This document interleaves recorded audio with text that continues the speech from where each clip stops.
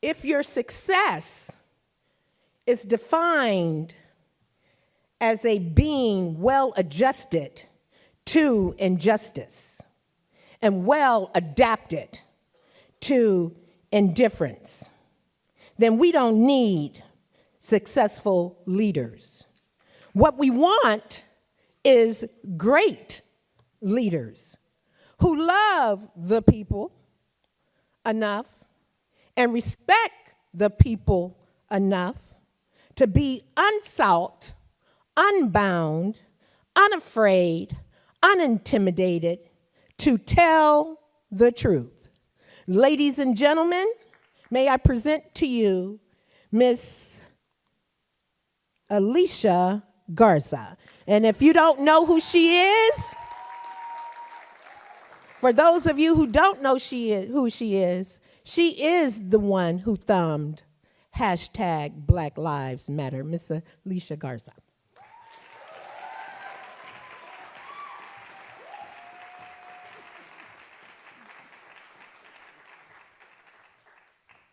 Why, hello.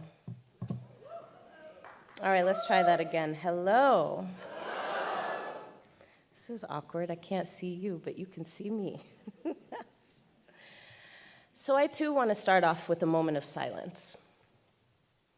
Because just in the last 2 months, we're just in March, there have been over 10 that we know of, trans women of color who have been murdered.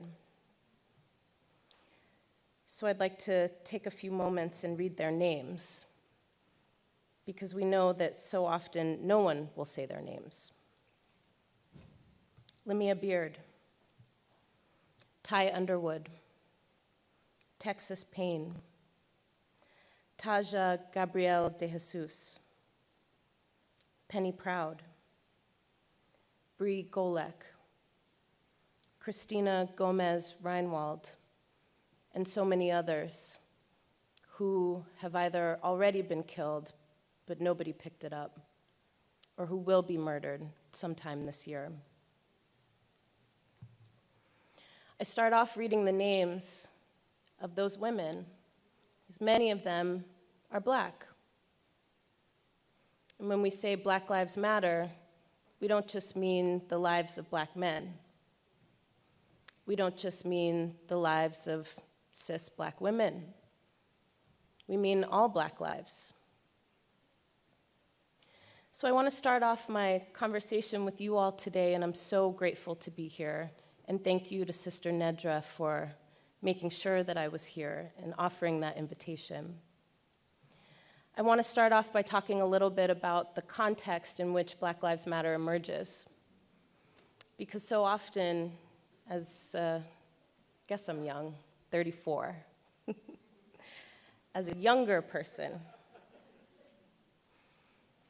we hear these questions about where we're headed. Why are we not like the generation before us? Why not just one leader, usually a preacher? What are the demands? So I want to start off by talking a little bit about the context in which Black Lives Matter emerges. So I'm an 80s baby. I grew up in the context of neoliberalism. Big, fancy word for a moment in time that was ushered in by the right that intentionally aimed to roll back all of the gains that my parents and my grandparents and my great-grandparents fought for. I grew up in the time of the drug war. I also grew up in a time where the Black liberation movement in this country was under attack. It was in its last vestiges of attack, I should say, because COINTELPRO had done its job. Disappeared leaders, tortured and surveilled leaders, dismantled organizations fighting for our freedom, turned people against one another, made people spies for the state. That is the context in which Black Lives Matter emerges. And I grew up loving all the stories I heard from the 40-plus years of the civil rights movement. Most people think it's just like a 5-year period, right? You know, we got up, we were tired, didn't want to sit in the back of the bus, got some legislation, and kept it cracking. But that's not the real story, right, y'all? 40 years it took for a movement to emerge. And for me, as someone coming up in the age of neoliberalism, coming up under the drug war, coming up in a time when the Black liberation movement was systematically and intentionally dismantled, I longed for a freedom movement of our own. Now, when I say I longed for a freedom movement of our own, I say that because I've been organizing since I was 12. I started organizing in the women's movement, the white part of it. I'm serious, y'all. And I longed for Black people, for me and you, to be a part of the conversation.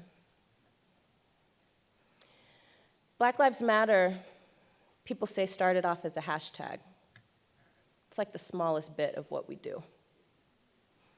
Black Lives Matter began in 2013 after George Zimmerman was acquitted in the murder of Trayvon Martin. We started it as a national organizing project, and the hashtag was really just a vehicle for people to be a part of the conversation. When George Zimmerman was acquitted, let me back up. When Trayvon Martin was murdered, it didn't make national news at first. Not like the killings of today. When Trayvon was killed, I wondered, how come this isn't a bigger news story? This is odd. 16-year-old child who was stalked in his own community by someone aspiring to be a security guard, who looked at Trayvon in his own neighborhood and decided that he didn't belong there, despite being told to stop stalking Trayvon. 16-year-old child walking from his home to the store for Skittles and an iced tea, talking to his friend or his girlfriend. We don't know what the relationship was. Doesn't matter. He was doing things that you and I do every day. Somehow, that trip to the store ended up with a family losing their son. I followed that case like I followed the OJ trial. Every single day I wanted to know what was happening. What were they saying? Because for months, the mainstream media put Trayvon and his family on trial. There was a scandal, or they tried to have a scandal, about whether or not Trayvon was smoking weed. And could that have perhaps caused him to be killed in his own community? Now, y'all,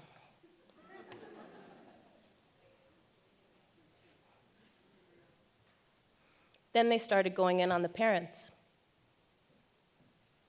Tracy and Sabina. There must have been something that they did or didn't do to cause Trayvon to have lost his life just a few blocks from his mother's home. Imagine the pain of that family, waiting for justice, and meanwhile being put on trial and watching your dead son be put on trial as well. When Zimmerman was acquitted, I felt like I got punched in the gut. I have a 25-year-old brother, 6'4", huge afro, skateboards. He's a talented artist. He's a videographer and a cartoonist. sweetest person you would ever meet. I hope to be like him someday. And he, too, is growing up in a suburban community not unlike Sanford, Florida. And so when George Zimmerman was acquitted, I felt like I had gotten punched in the gut because I didn't know what I would say to my baby brother, who's not a baby, about the fact that even though he's the sweetest person you'll ever meet, it doesn't matter. His life doesn't matter.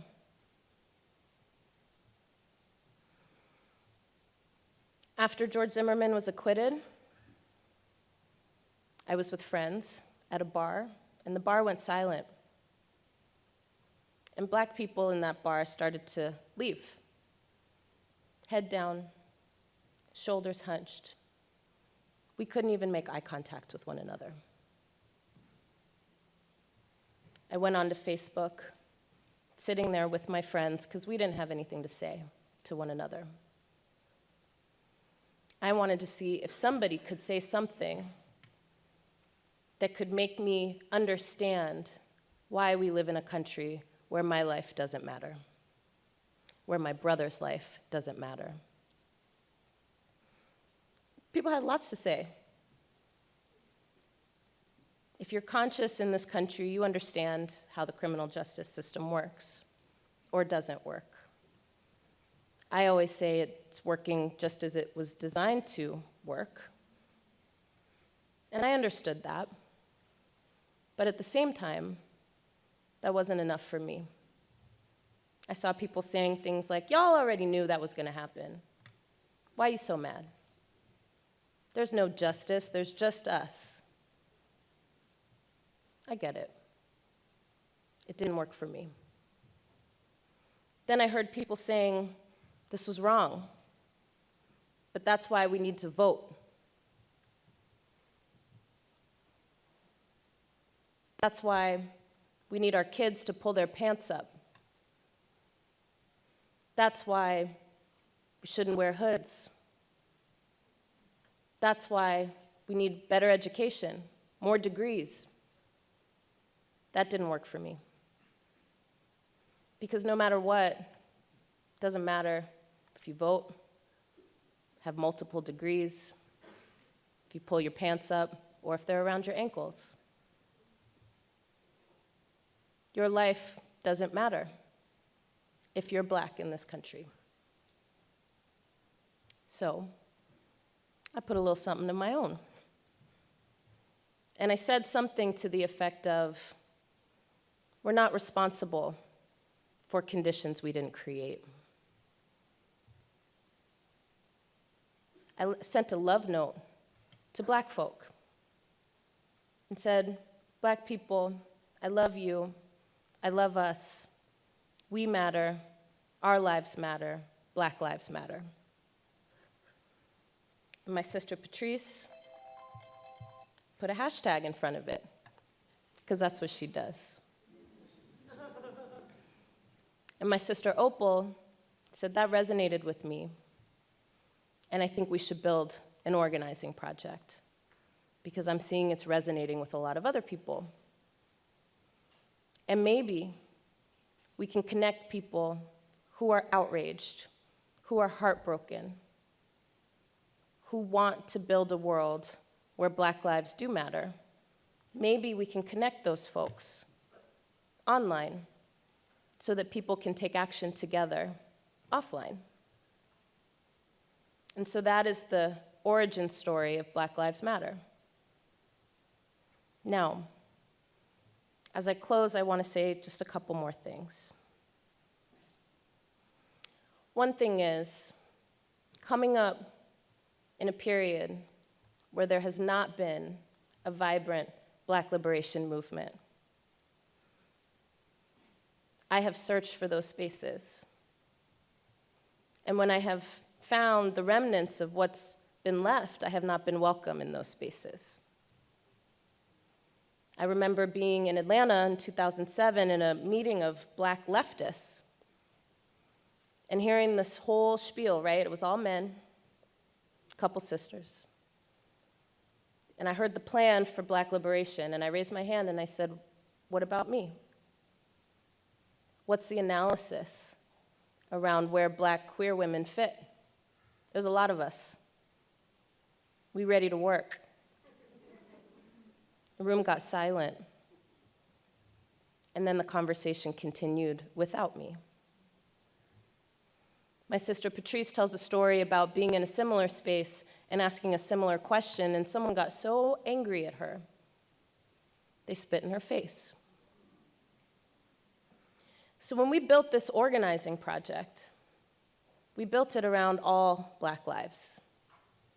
Black queer lives, Black trans lives, Black poor and working class and middle class lives, Black incarcerated lives and formerly incarcerated lives, Black disabled lives, all Black lives. Because you see, when we bring the experiences of people who have been left out for way too long, salud,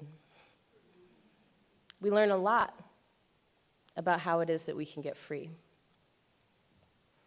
Now I'm going to end with the question that I get asked a lot, which is, why not all lives?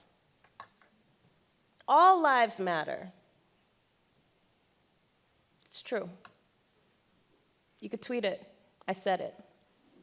All lives matter. But the fact of the matter is, that's theoretical.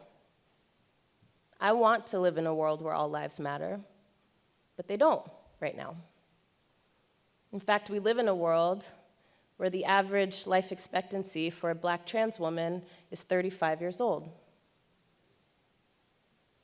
We live in a world where, according to the Malcolm X grassroots movement, every 28 hours in this country, a Black person is murdered by police, vigilantes, or security officers.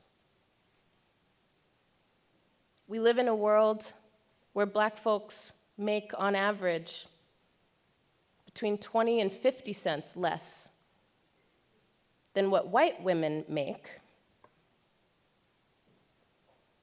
which is 75 cents to every dollar that a white man makes. So you do the math. Do all lives matter? In a perfect world. And if we really believe that all lives matter, then what that means, my friends, is that we will fight like hell for Black lives today. Thank you so much for your time.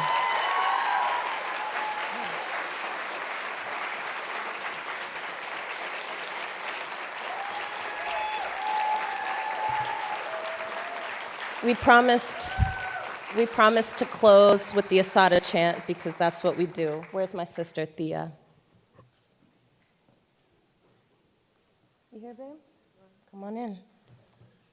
I'm following you. All right, my sister. Hey, what's up, Power? Real picky-uppy. Okay. Yeah. It's our duty to fight for our freedom. That's right, my sister. Call and response, y'all. Get ready. Call and response. It is our duty to fight for our freedom. It is our duty to fight for our freedom. It is our duty to win. It is our duty to win. We must love each other and support each other. We must love each other and support each other. We have nothing to lose but our chains. We have nothing to lose but our chains. Do one more time. It is duty to fight for our freedom. It is our duty to fight for our freedom. It is our duty to win. It is our duty to win. We must love each other and support each other. We must love each other and support each other. We have nothing to lose but our chains. We have nothing to lose but our chains. Ashe. Ashe.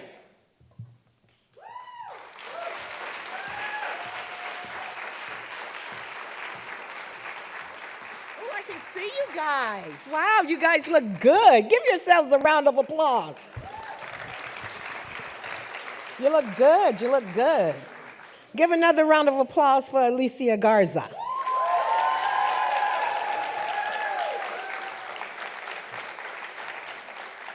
Because it's funny, you know, I think with the group that is represented here tonight or this afternoon, I'm the oldest person. I can be all their mothers. And I'm just thankful they allow me, that I'm cool enough, down enough, keep it 100 enough that they will allow me to come on in. Hey. But one of the things that before I introduce the panel, I just want to say everyone is speaking of all lives matter. And you know what? All lives do matter. But I saw a white man holding up a sign on Facebook. I just started Facebook. I don't know that much about it, but I'm trying.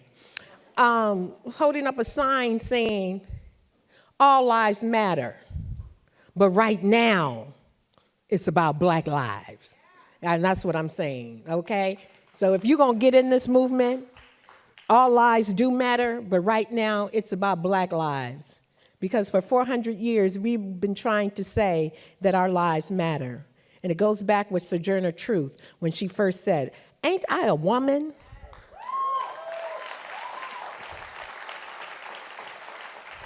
And then the brothers marched on Washington and they held up signs. "Ain't I a man? I am a man." And now we have trying to convince America that Black lives matter. So we're going to bring our panel out. And so, panelists, you want to come on out and take your seats?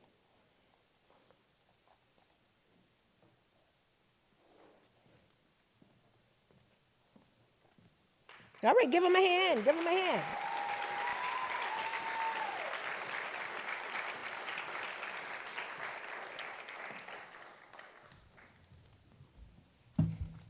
All right.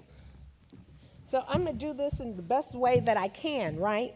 And so I'm going to start with this. Revolutionary, radically new, innovative, outside or beyond established procedures and principles. Break with the past, marked for transformation. Radical change, activist, advocate. And she is the first one that I met in the movement of hashtag Black Lives Matter, Miss Atisha Brown.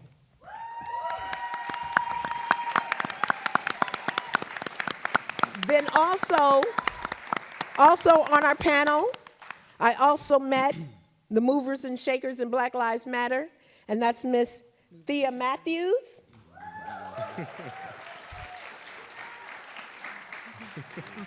Mr. Jordan Leopold. And a community advocate and also a student here, Mr. Albert Lutz Pop.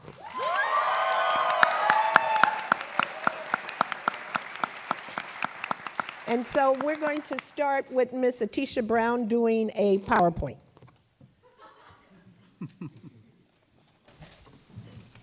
Okay, so the remote's not working.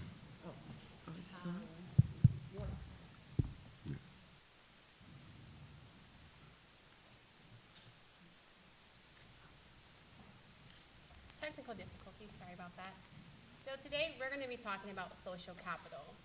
That's the theme of the day, centered around Black Lives Matter. And so I want you guys to raise your hand, even though I can't see you.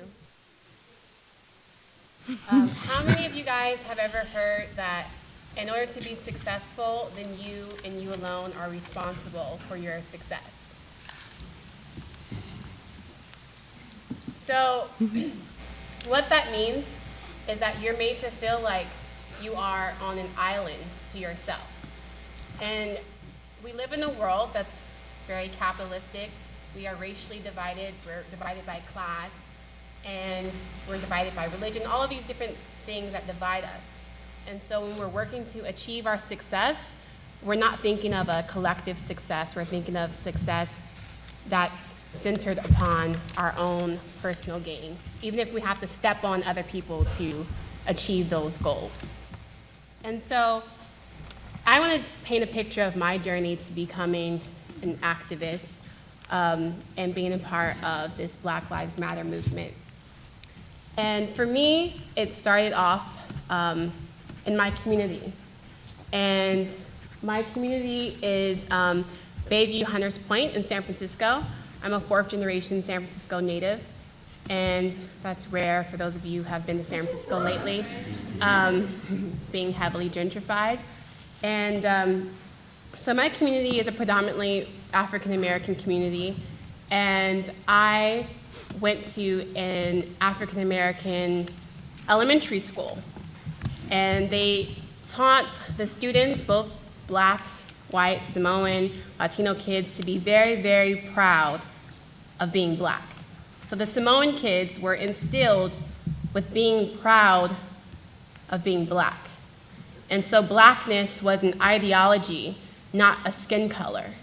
So all the students at my school identified with being the other.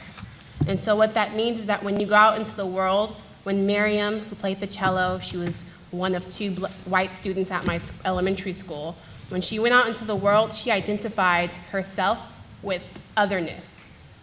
And when that happened to me as a child, being in that education system, that helped me to go on to middle school and high school and college and have that same cultural awareness of what it means to identify with otherness and what it means to be an oppressed person and to form a community of minds with people around the world who are struggling. And I leveraged that ideology with my family upbringing. And I had a strong network of women in my family who gave me the tools to achieve my success. I come from a single parent household, and my mom relied on the networks around us to help me to go to college and get a good education. I got my bachelor's degree in sociology from St. Mary's. At St. Mary's, it's in Moraga, right outside of Oakland, for those of you who don't know. I chose to go to St. Mary's because it was very far away from my hood. I commuted an hour and a half to school every day, and there was deers and wild turkey at my school. Very, very different than seeing drug dealers and prostitution. So it was very, very eye-opening for me in terms of what does social capital look like. I didn't know what that was at the time, but being a sociology major, I learned that social capital is the resources and tools that I have available to me to create networks, meaning building relationships with other people, and also how can I use my relationships that I've built to form a community and to create change. And so relationships are the main thing for me as an organizer that I've learned that helps to build social capital. Capital is value, and we value other human beings that we know or that we find to be important. And so if we don't build relationships with people, then that means that we don't place value on other people's lives. And so it's important that we communicate with each other, you talk to strangers, you tell them, hey, this is what I do, what do you do, and how can I help you do it? That's what social capital is all about. And so when you're talking about the Black Lives Matter movement, you don't have to be a activist, in lights and glamour. You don't have to belong to a nonprofit organization, or you don't have to be in political office to make change. You can be a student in middle school and elementary school. You can be a college student. You can be an individual and use your own personal resources to create change. And that's basically what social capital is and why we're here talking to you today. Thank you. Woo!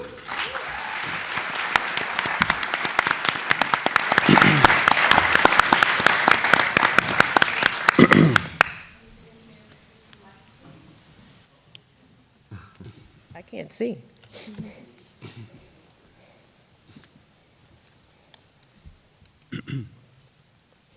Okay, let me go ahead and try to read this. This is for Thea. Oh. How is self-actualization connected to, thank you, social justice and activism? How is self-actualization connected to social justice and activism? Cool. Hello, everyone. My name is Thea. So self-actualization, that is a loaded word. That has a lot of context and meaning to one's own personal life. Self-actualization, what does that mean?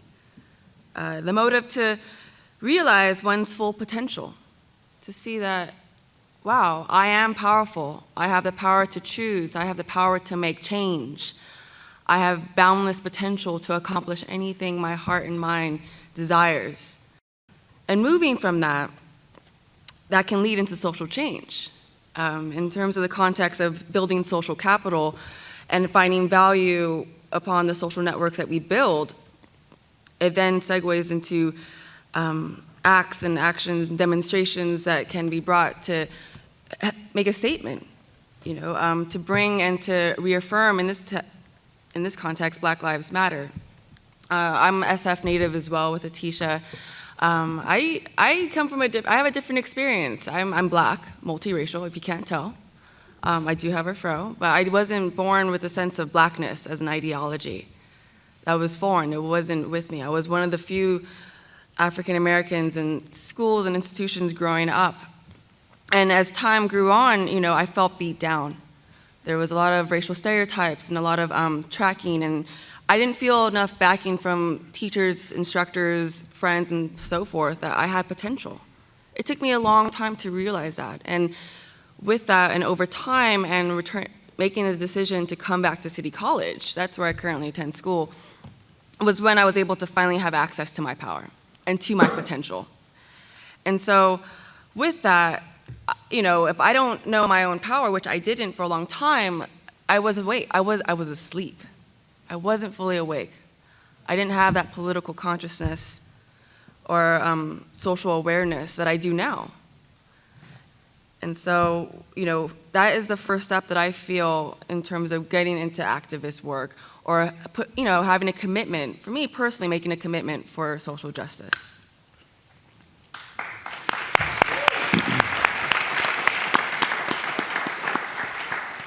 Okay, Jordan Leopold, how do we engage our youth in social and political activism? How do we engage our youth? To piggyback off what Thea said, it starts primarily by looking at ourselves. We are controlled by our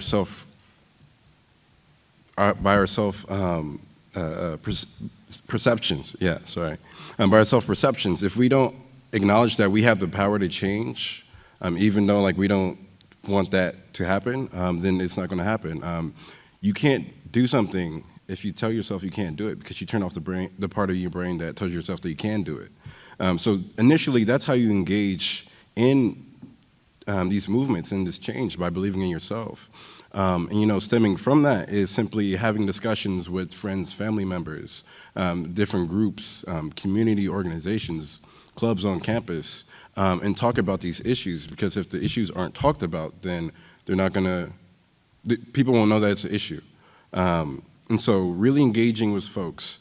Like me, for example, I'm a student at Cal State East Bay, and the way I kind of ended up at this table was that I saw Tisha creating the Millions March Oakland Facebook page, and I simply shot her a message like, hey, how can I get involved? It's that simple. You don't have to have a certain title or be a part of any group. It was just one individual from this campus just decided to make change out of frustration and anger for the terrorization that Black people currently face in America. And that really ignited it. And so that's really the foundation of how individuals can go about engaging themselves in just community-based, regional-based activism, and being a part of groups and organizations. And there's many different ways to be an activist. It can simply be immersing yourself within these organizations or these groups to put on demonstrations or protests or marches, to really increase the awareness about these issues. Because obviously, we might acknowledge that this is an issue, but I knew folks who didn't even know that, folks who didn't know who Mike Brown was, who didn't know who Trayvon Martin was, and they didn't realize until I either put something on Facebook or they happened to stumble upon a march in Oakland. And so it's having these discussions and really just putting yourself out there, but also. There is a political component to activism and advocacy, and that's supporting certain bills, whether it's, bills here in California or, state, federal, or nationwide federal bills that are working to address police brutality, that are working to put cameras on all officers, that are working to hold police departments more accountable. And, these bills are great, but they won't pass if they don't have that support. And it could be as simple as, getting a bunch of your friends or getting your club or organization together and making a phone call to Governor Jerry Brown or, any politician that has an influence on that matter. And of course that requires research and education, self-education. But, those are two forms to go about it.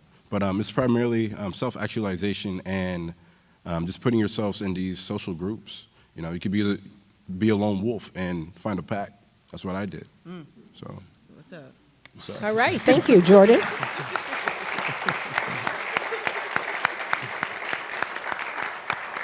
Okay, Albert, the next question. What issues have you faced when collaborating with other organizers for solidarity?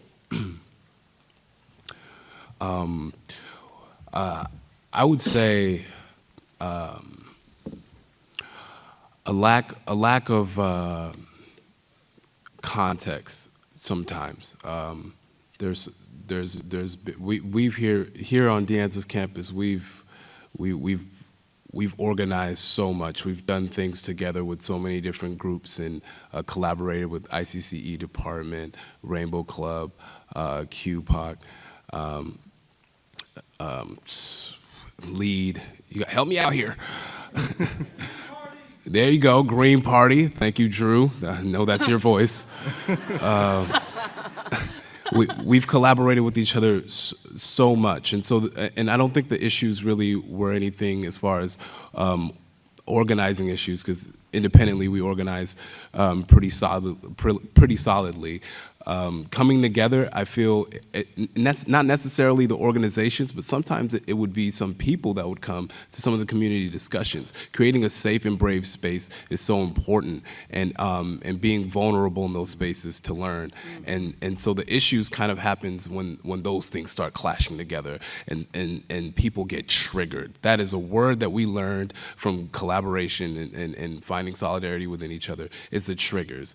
And triggers usually come from a lack of understanding or a lack of historical context, and that'll lead to trying to create solidarity, and someone gets triggered, they react because someone's another person's ignorance per se of a specific point of view, or they're blinded by a certain level of privilege, as we all have privilege in our own rights, and those things get in the way of tackling issues together.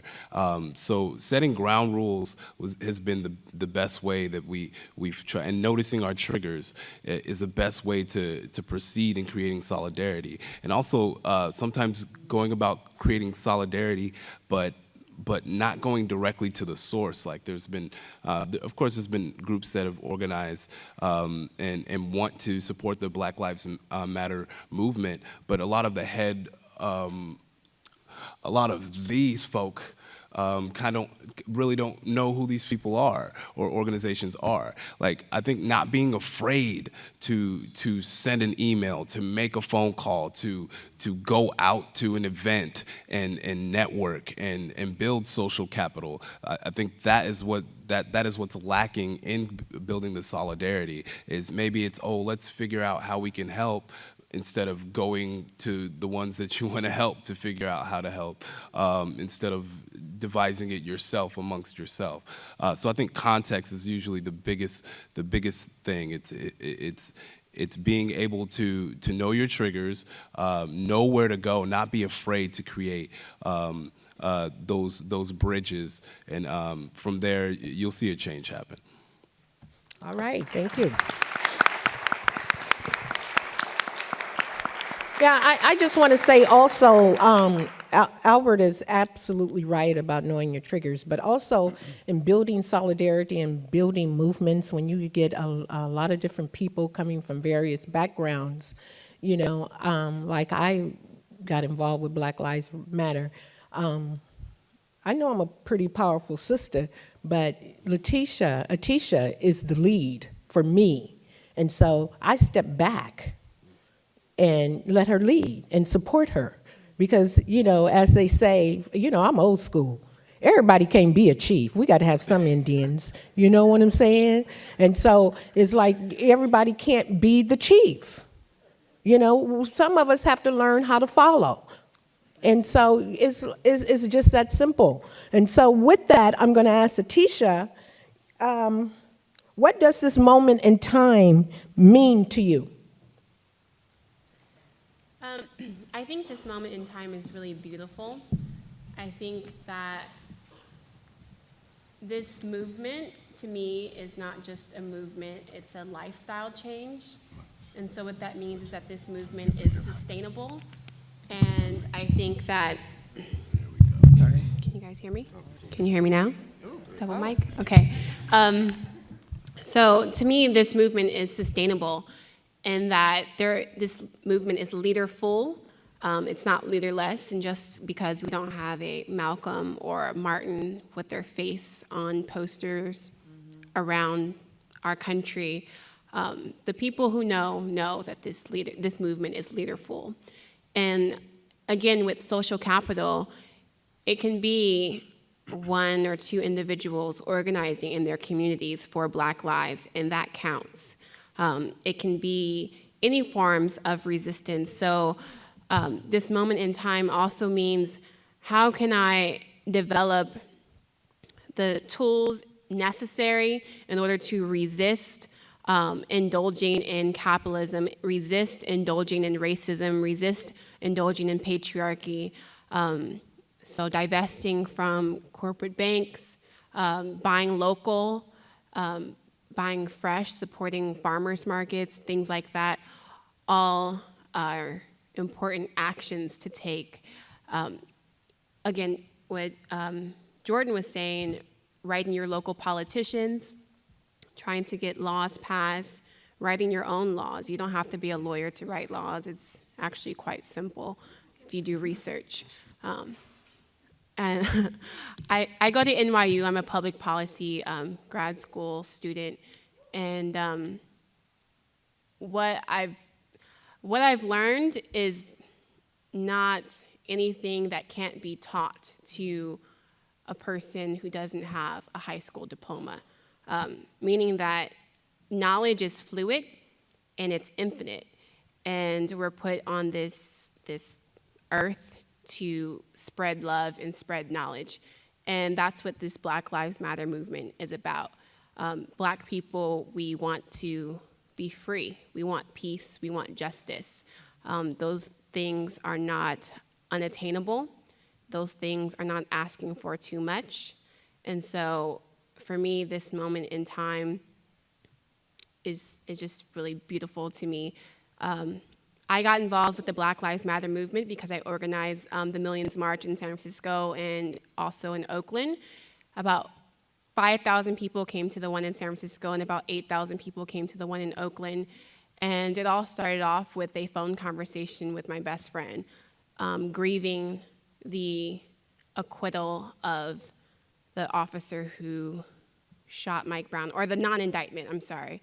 He wasn't even taken to trial. But so grieving that and really feeling that loss and crying, I let myself feel. I'm not detached from my emotions. I very much so understand that I am my brother's keeper, I am my sister's keeper, and injustice anywhere is a threat to justice everywhere. And so I always stand with the side of the oppressed, whether it's in Palestine or in my backyard. And so I was crying because of that.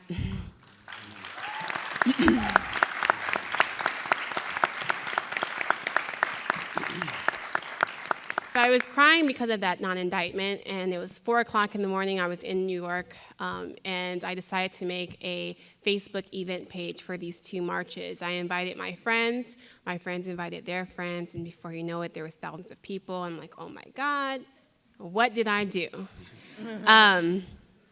But I think that I asked for this. I didn't think that my tears or my passion or my blogging was enough for me.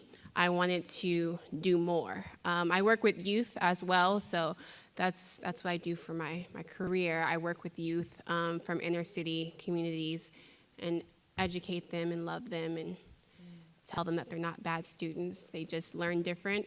But so,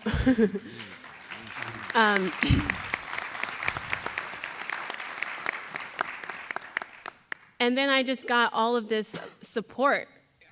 People that I had never met before friended me on Facebook and said, how can I get involved with this march? And, and so, I'm wrapping up, I'm sorry. And so, all of this love and support just came my way, and I was able to see that, wow, there's other people besides me and my best friend who care about other people. That, to me, that was like so foreign. Like, no one cares about us. People don't want to change. People just want to listen to Young Thug and party. And so this moment, it was eye-opening. Yeah, exactly. Who is that? You don't want to know.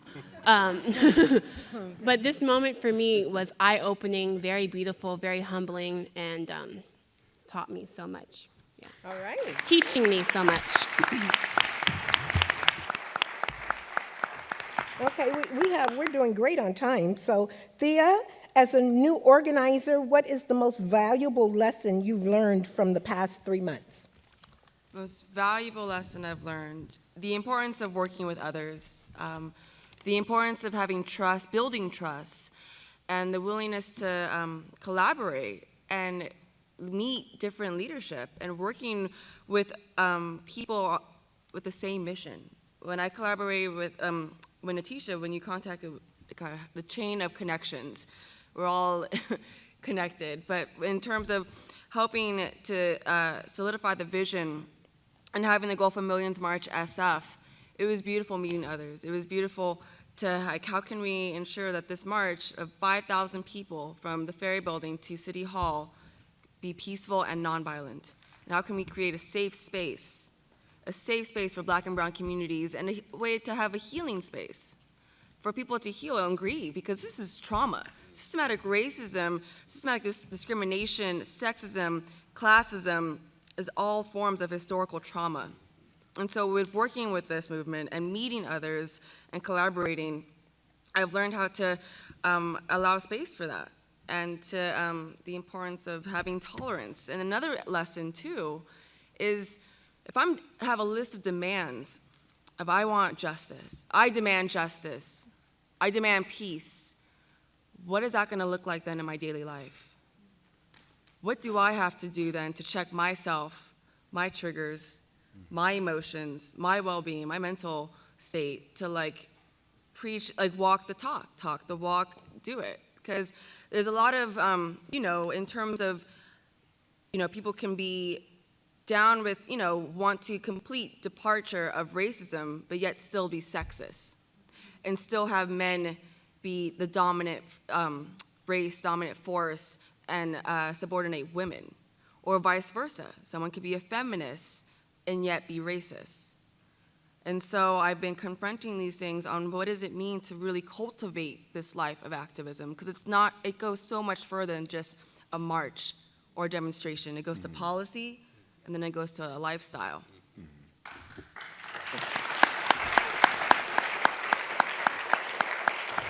So while you have your hands together, keep clapping for our panel.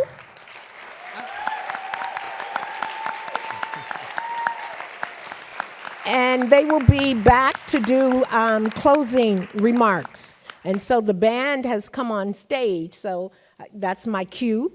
And to say, oh freedom, oh freedom, oh freedom over me. And before I be a slave, I be buried in my grave and go home to my Lord and be free.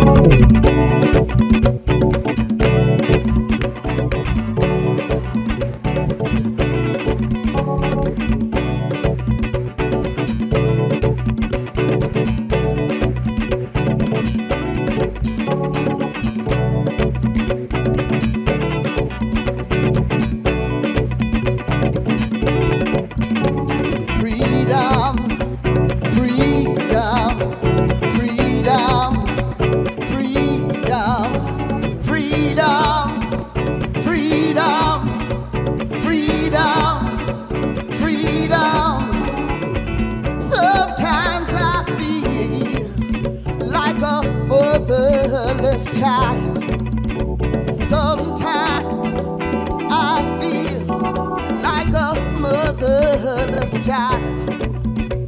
Sometimes I feel like a motherless child alone. Way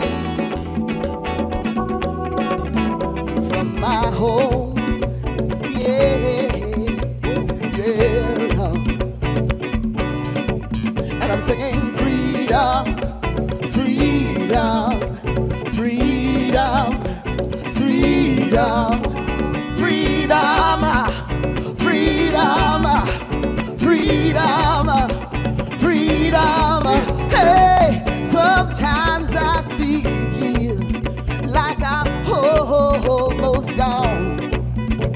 Sometimes I feel like I'm almost gone.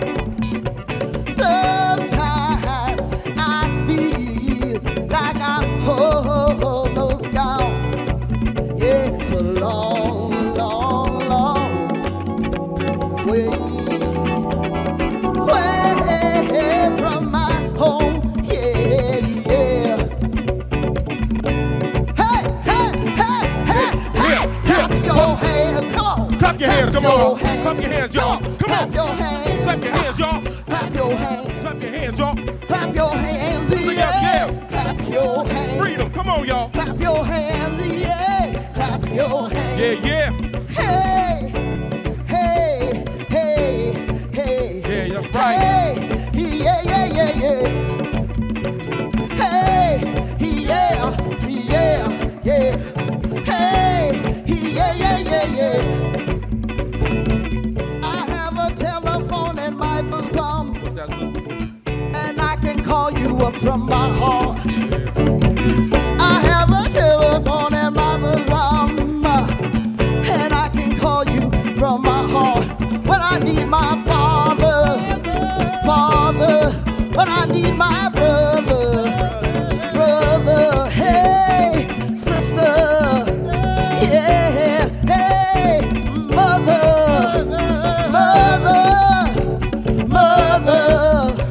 hey, yeah, yeah, yeah, yeah, yeah, yeah, yeah, yeah.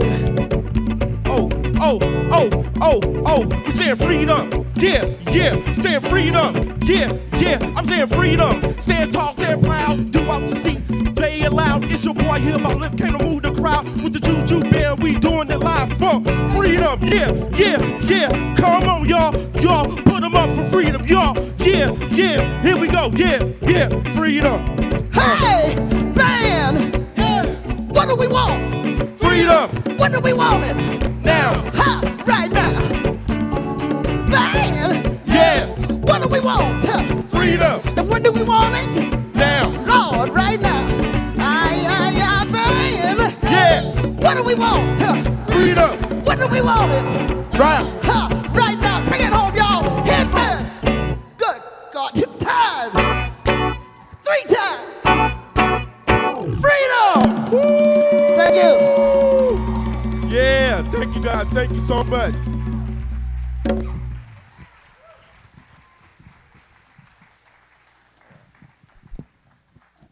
Okay, so when I say this line right here, without failure, I'll be right back. I want you guys to say right back with me, okay? I want to try this one time and do a little test run. Without failure, I'll be Right back. all right. That was a little. Let's try it again. Without failure, I'll be Right back. okay. One more time. Without failure, I'll be Right back. all right. Let's kick this one up real quick.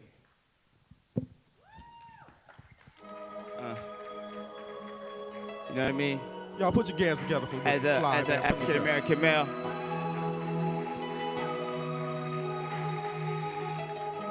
it can be a little hard for us.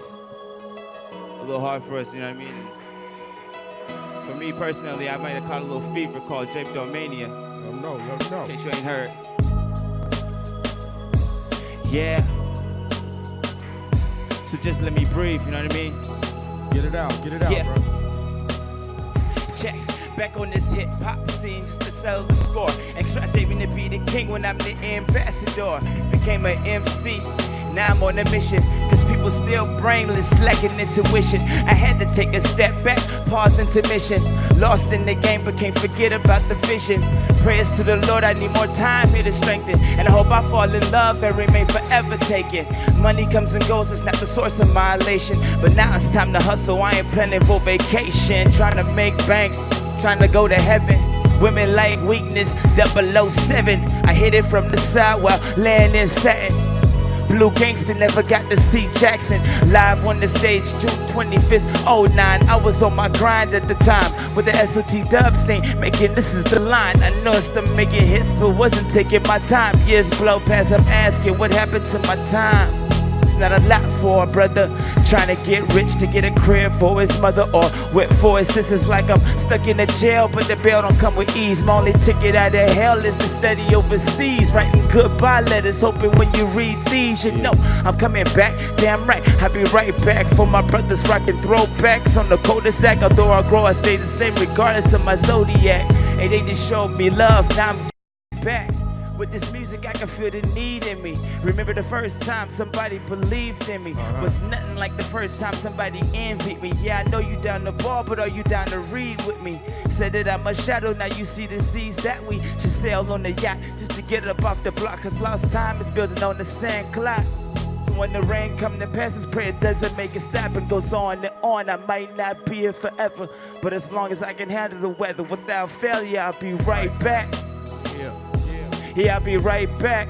Right back. Come on, I might not be here forever, but as long as I can handle the weather without failure, I'll be back. Yeah, I'll be. What?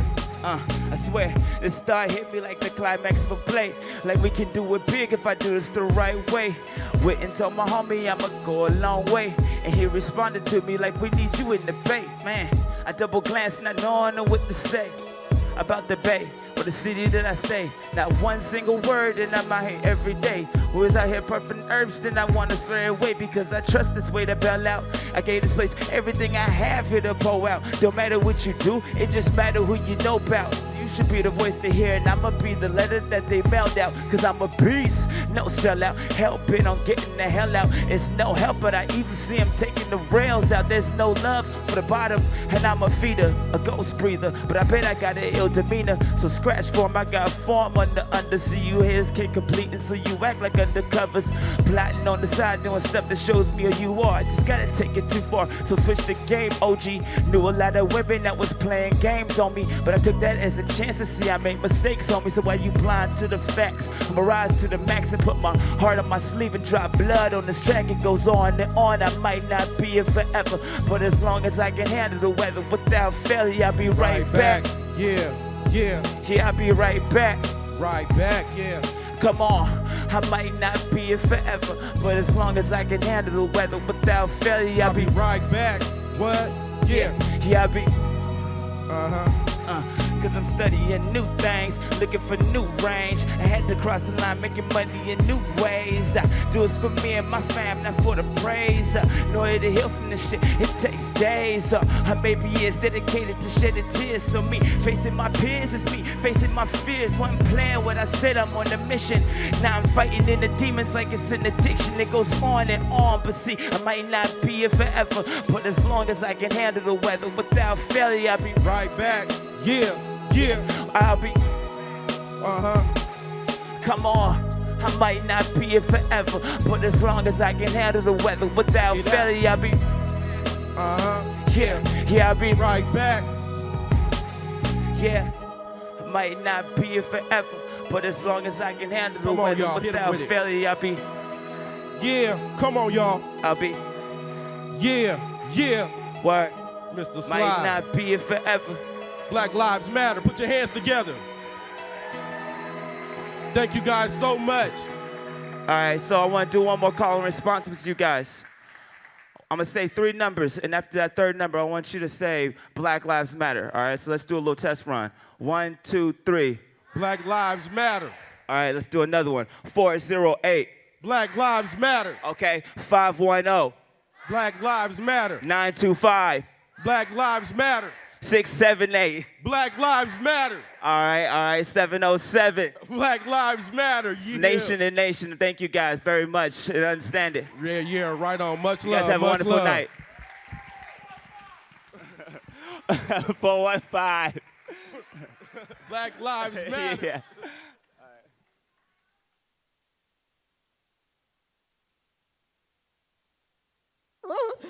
Okay, without failure, we'll be right back. So we're going to bring our panelists up. We're going to bring our panelists back.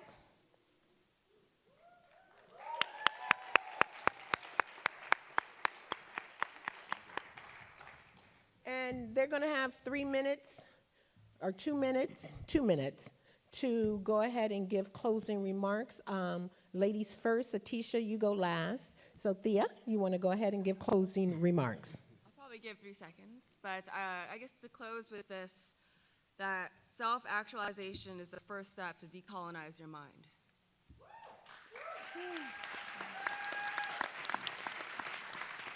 Black Lives Matter.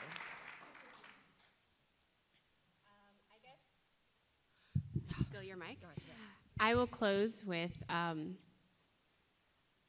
we are fighting for our humanity. So when we say Black Lives Matter, it's because we're fighting for our humanity. And that it's easy for people to murder Black people in the street and leave their bodies laying there for hours because they don't recognize our humanity. And so when you go out into the world, hold yourself accountable to make sure that everyone you encounter recognizes the humanity of Black people, because the liberation of Black people is the liberation of all people.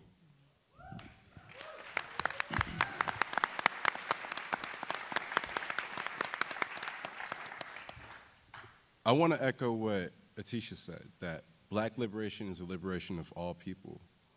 And we do have to acknowledge that Black people as a whole within America are the most heavily oppressed due to police terrorism, because it's not brutality, it's not violence, it's terrorism, and other sorts of injustices. But for those who aren't Black, you have to realize that you yourself face the same issues, and that you need to bring together your community and stand in solidarity with Black Lives Matter, because your lives matter, our lives matter, and that if one group is being targeted and oppressed and it's being allowed, who says that your group, your community won't be terrorized or can't be terrorized? And so it's acknowledging this and coming together and fighting for Black lives and fighting for all lives and coming together in solidarity and just pretty much just filtering through everything that the media puts out, because that's exactly what represents us, right?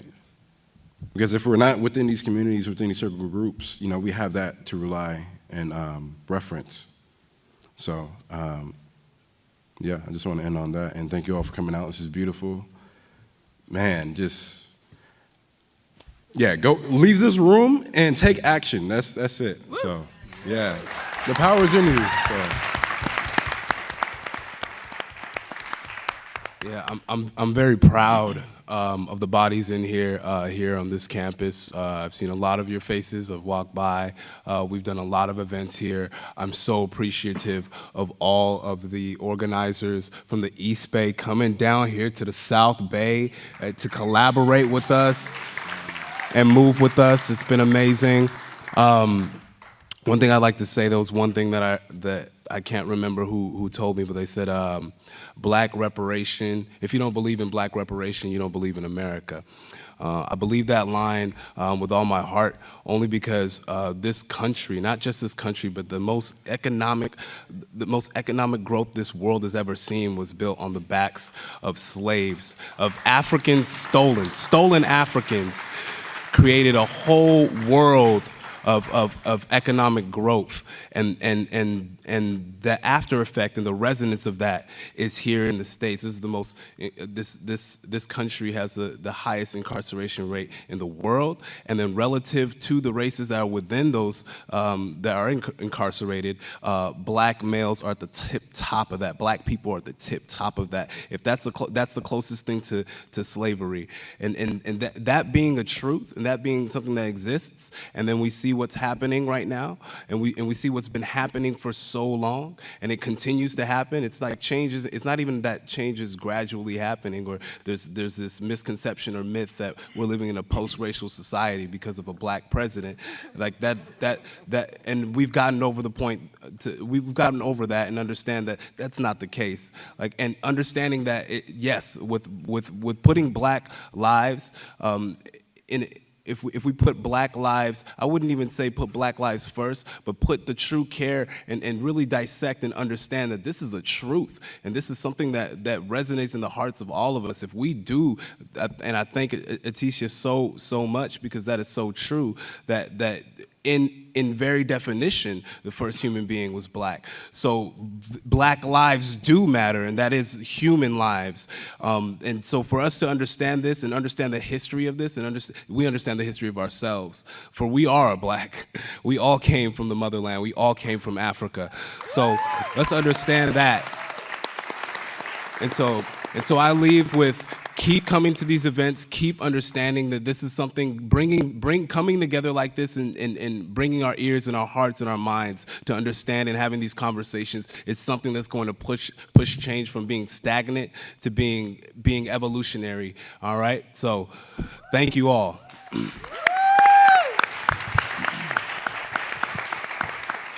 So I just wanted to leave you all with my website. It's letthemflourish.com, or you can reach me at letthemflourish@gmail.com. Let them flourish is what I go by. Them is all of us, all of humanity. Spread love.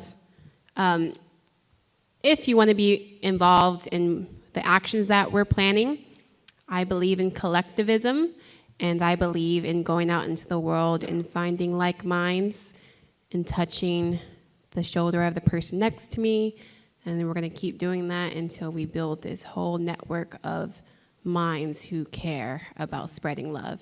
So you can find me that way. Okay. Black Right Lives on. Matter. Right on. Right on. So again, in closing, we would like to thank Dr. Brian Murphy, Cynthia Kaufman, Dr. Veronica Neal, and any other administrators, leaders on this campus who helped the lead organizer, Dorothy Holford, AKA Sister Nedra, to put this all together. I also want to thank all of you in the audience for having a consciousness to want to come and hear and get involved and know what is going on. And so we will be meeting next door for those of you who want to stick around with a meet and greet. So we'll be going to the museum next door. And so I'm going to leave you with the brother, what he did when he was singing, the hip hop soloist. And he said 1, 2, 3, and then we all will say what? 1, 2, 3. Black Lives Matter. Louder. 1, 2, 3. Black Lives Matter. All right, you've been beautiful. We look forward to meeting you. And again, if you are serious, dedicated, and want to get involved, come up and just talk with us. Thank you so much. Thank you so much. Oh, you're welcome. Yes, and we have some sweet potato pie, y'all. It is the sweetest of sweetness that you will ever sweet. It's right by the youth rat, y'all, please. Produced by